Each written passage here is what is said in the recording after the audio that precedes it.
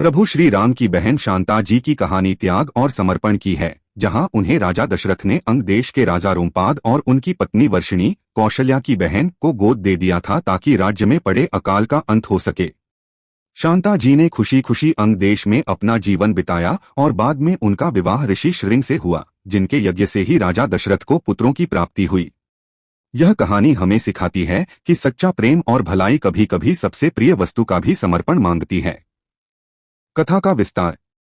एक अकाल का कारण और समाधान। कहा जाता है कि जब शांता जी का जन्म हुआ तब अयोध्या में 12 वर्षों तक अकाल पड़ा। एक लोक कथा के अनुसार अकाल का कारण शांता जी को बताया गया। 2 राजा दशरथ का निर्णय।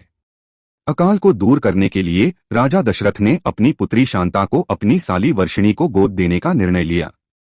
वर्षिणी और उनके पति अंग देश के राजा रोमपाद संतान थे और उन्होंने शांता को अपनी संतान के रूप में अपनाया। 3 शांता का विवाह।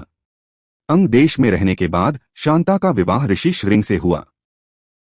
ऋषि श्रृंग ही वह व्यक्ति थे जिनके द्वारा किए गए यज्ञ से राजा दशरथ को पुत्रों की प्राप्ति हुई, जिससे दशरथ जी को राम, लक्ष्मण, भरत और शत्रुघ्न मिले। 4 त्याग और कर्तव्य। शांता जी ने राजा दशरथ और राम परिवार के लिए अपना सब कुछ त्याग दिया, जो उनके त्याग और धर्मनिष्ठा का अद्भुत उदाहरण है। उनका विवाह ऋषि श्रृंग से होने के बाद वे अंग देश की राजकुमारी बनी और उन्होंने अपना पतिव्रता धर्म बड़ी निष्ठा से निभाया। 5 एक अनसुना अध्याय।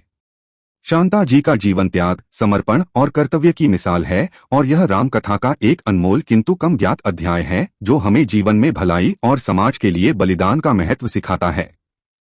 अगर ये जानकारी अच्छी लगी हो तो वीडियो को लाइक करें और चैनल को सब्सक्राइब जरूर करें। धन्यवाद।